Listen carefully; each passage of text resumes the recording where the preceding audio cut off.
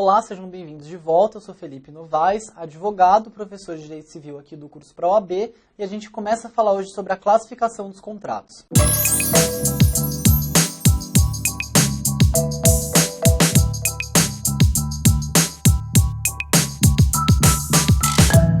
Bem, em relação à classificação, a gente vai sempre eleger um critério que vai dizer respeito sobre o que versa aquela classificação e a gente entra nas classificações em si, ok? A primeira classificação vai ser quanto à obrigação. E os contratos quanto à obrigação são divididos em bilaterais e unilaterais. O que é um contrato bilateral? É aquele contrato que vai gerar obrigação para ambas as partes. Então, melhor exemplo de todos que a gente tem, contrato de compra e venda. Esse é um tipo de contrato que vai gerar obrigação para todo mundo, certo? Quem está comprando vai ter a obrigação de adimplir com aquele valor que ficou combinado e quem está vendendo vai ficar obrigado a entregar aquele bem ou transferir a titularidade daquele bem de acordo também nos termos acordados que constarem no contrato. É importante dizer que o contrato bilateral ele também é chamado de sinalagmático. Essa palavra estranha, né? Por que você está falando isso, professor? Pelo seguinte, vai que cai no seu exame de ordem. Fale a respeito dos contratos sinalagmáticos. Você não pode ficar perdido. É um sinônimo do contrato bilateral e que justamente vem da palavra sinalagma, que quer dizer a reciprocidade de obrigações. Então, nessa modalidade de contrato, quanto à obrigação, as duas partes vão ter reciprocamente obrigações a fazer. Então, são direitos e deveres. Uma segunda observação em relação aos contratos bilaterais é o seguinte: somente quando um cumpre com aquilo que ficou obrigado é que pode exigir que a outra parte cumpra com aquilo que se obrigou. Então, isso é evidente, né? Você pode deixar de cumprir com aquilo que contratou pelo, por exemplo, o que a gente chama de exceção do contrato não cumprido. Então você vai falar, olha, a minha obrigação era te transferir a titularidade desse bem. Contudo, você não cumpriu com a sua obrigação, que era justamente adimplir a dívida antes dessa transferência. Então, como você não cumpriu com a sua obrigação, eu também não vou cumprir com a minha. Essa é uma medida que visa restabelecer equilíbrio entre as partes, certo? Veja que isso está na esteira daquilo que a gente estava vendo lá na teoria geral, que era justamente que haja equilíbrio entre as partes e que os contratos ocorram sempre no âmbito de probidade e boa-fé. Foi intuito do nosso ordenamento que não se lese uma pessoa que contratou quando a outra parte não cumpre com aquilo que ela se obrigou. E a segunda classificação dos contratos quanto à obrigação é de contrato unilateral, que vai ser justamente aquele que vai gerar obrigações somente para uma das partes. Exemplo clássico, doação pura. Somente o doador vai ter a obrigação de dar efetividade àquilo que ele está desejando doar naquele ato de liberalidade dele. A segunda classificação a gente vai observar em relação às vantagens. A terceira classificação que a gente vai encontrar na modalidade quanto à obrigação dos contratos é que eles podem também ser plurilaterais, que são quando várias partes com interesses distintos realizam esse contrato. Melhor exemplo, formação de uma sociedade. Você tem aqui diversas partes, cada um com seu interesse distinto e cada uma vai gerar obrigações perante as outras, tá? É importante a gente observar que não versa sobre número de pessoas necessariamente, mas sim sobre partes do contrato. Então, por exemplo, quando a gente está falando lá daquela compra e venda, né, daquele exemplo que a gente usou, se forem 2 os titulares daquele bem vendendo para 3 compradores, por exemplo, mesmo assim você vai ter 2 partes, compradores e vendedores, ponto. Agora, quando a gente fala em plurilateralidade, a gente está falando em pluralidade de partes, o que não é um conceito sinônimo de número de pessoas envolvidas naquele contrato. A segunda modalidade é quanto à vantagem. E quanto à vantagem, o contrato pode ser oneroso ou gratuito. No contrato oneroso, ambas as partes vão perceber vantagens. No contrato gratuito, somente uma das partes que vai perceber vantagem. Quando a gente fala na percepção de vantagem, veja, a gente não está falando em obrigação, que é o primeiro critério de classificação. A gente está falando agora em vantagem. Então vamos usar ainda esse exemplo da compra e venda. Qual é a vantagem? Né? Compra e venda é um contrato oneroso, ambas as partes vão ter vantagens. Qual é a vantagem do vendedor? Ele vai receber a pecúnia, né, o valor do comprador. Qual é a vantagem do comprador? Ele vai receber o bem ao qual ele está adquirindo. Então veja, ambas as partes perceberam vantagens. E o contrato gratuito também, a gente pode usar o mesmo exemplo, o contrato da doação, por exemplo. Só a parte, né, que a gente fala em vantagem jurídica, né, não é uma mera vantagem de satisfação pessoal, interna, né, do agente, porque senão a gente poderia falar, olha, mas na doação não é só quem está recebendo, né, a doação que vai ter vantagem. O doador também, ele pode se satisfazer com aquilo, etc. Mas não, aqui é vantagem em termos jurídicos.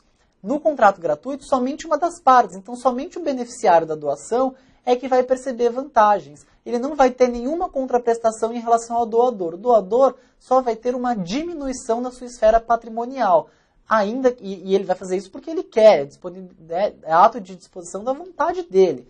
Mas aqui a gente está analisando em relação às vantagens percebidas que não são as mesmas das obrigações. Então, só traçando um paralelo. No caso do vendedor, qual é a obrigação? Primeira classificação que a gente pode classificar em bilateral e unilateral. Né? Então, o contrato de compra e venda é bilateral, ambas as partes têm obrigações. Qual é a obrigação do vendedor? Entregar o bem que ele está alienando. Qual é a vantagem que ele percebe? Também é um contrato oneroso, ambas as partes têm, quanto às vantagens, tem percepção de vantagem. Todo mundo percebe alguma vantagem. Qual que vai ser a vantagem do vendedor? Receber o importe combinado, a pecúnia, o valor que o comprador vai dar para ele. Por outro lado, do comprador, qual vai ser a obrigação, aquele primeiro critério de classificação? Pagar aquele valor combinado. Mas qual vai ser a vantagem? Receber o bem. Então veja que são aspectos diferentes, essas classificações elas não são excludentes. Então um contrato de compra e venda, por sua vez, ele é bilateral e oneroso. Assim como um contrato de doação, ele é unilateral e gratuito. É importante que se tenha bastante clara a distinção desses conceitos. Quanto ao equilíbrio na prestação, os contratos podem ser classificados entre comutativos e aleatórios. Aqui a gente está falando sobre as prestações em si. O que é o contrato comutativo? No contrato comutativo, há um equilíbrio entre as prestações que vão ser feitas e há uma certeza, um grau maior de certeza de que elas serão adimplidas. Mais uma vez aqui, sem querer ser repetitivo, mas no contrato de compra e venda, é um contrato comutativo. Você tem um equilíbrio nas prestações. Eu estou te dando um bem que vale tal valor e você está me dando exatamente esse valor. E ali, quando a gente formula um contrato, há um grau de certeza de que a gente vai fazer aquilo. Eu vou te entregar o bem, você vai me dar o dinheiro. O contrato aleatório é aquele em que existe uma incerteza das partes a respeito do adimplemento de alguma obrigação. Calma, está muito complexo isso. Pois é. Vamos dar um exemplo que é um exemplo clássico, claro, e o que mais versa sobre isso. Seguro. Quando você contrata um seguro, você sabe da sua prestação, né? Se você é o segurado, você sabe que você vai ter que pagar um determinado valor, ainda que algumas parcelas e tal. Mas você não sabe se a seguradora vai cumprir, em que medida vai cumprir com a sua parte das prestações em relação àquele contrato. Por quê? Somente ela vai ser obrigada a cumprir se um evento que é futuro e incerto ocorrer. No caso, o sinistro, né? Se eu, por exemplo, faço um seguro do carro e venho a colidir esse carro, aí sim eu vou poder acionar o seguro e aí sim eu vou ter alguma prestação por parte dele. Então, essa é a principal diferença que a gente pode traçar entre contrato comutativo e contrato aleatório. Outra classificação é em relação à forma. O contrato ele pode ser não solene ou solene. O que é o contrato solene? É aquele que precisa observar uma determinada forma legal.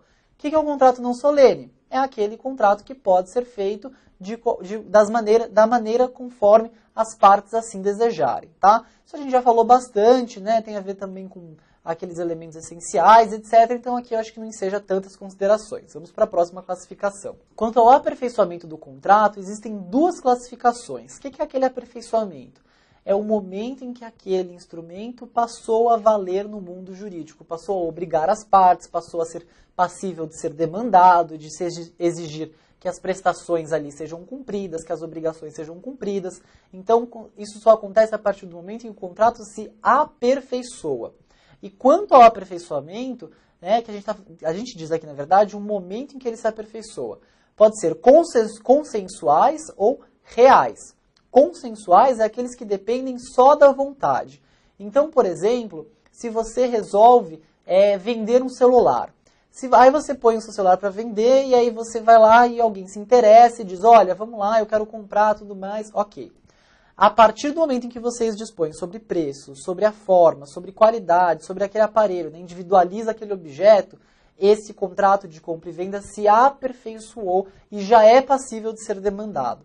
Por que isso é importante? Consequências aplicáveis em relação ao eventual extravio da coisa. Se já há um contrato aperfeiçoado, você pode exigir o cumprimento daquela obrigação ou responsabilizar a pessoa por perdas e danos. Se não há aperfeiçoamento daquele contrato, esse contrato ele não existe ainda no mundo jurídico sobre o plano de vista da sua validade. E quanto ao aperfeiçoamento na sua classificação real, ele vai ter um marco para esse aperfeiçoamento na entrega do objeto contratado. Por exemplo, o empréstimo ele só se aperfeiçoa no momento em que há entrega daquilo que se deseja emprestar, né? Então, por exemplo, um empréstimo de dinheiro. Só com a entrega do dinheiro é que o contrato de empréstimo se aperfeiçoa. Por que isso é importante mais uma vez? De novo, por que isso importa? Porque se não há um aperfeiçoamento do contrato, as partes podem desistir, ninguém se vincula, a consequência de um extravio ou de alguma perda ou do perecimento, etc., não recai sobre quem comprou, mas sobre o dono. Então veja, tem diversas qualidades e caracterizações importantes dos contratos nessa classificação em relação a consensual ou a real. Bem, essas foram as primeiras classificações que a gente apresentou, ainda tem outras que a gente fala na próxima aula. Mais uma vez eu renovo aqui o convite para que vocês continuem curtindo, compartilhando, se inscrevendo no GTUSP e eu aguardo vocês lá na próxima aula. Muito obrigado pela atenção.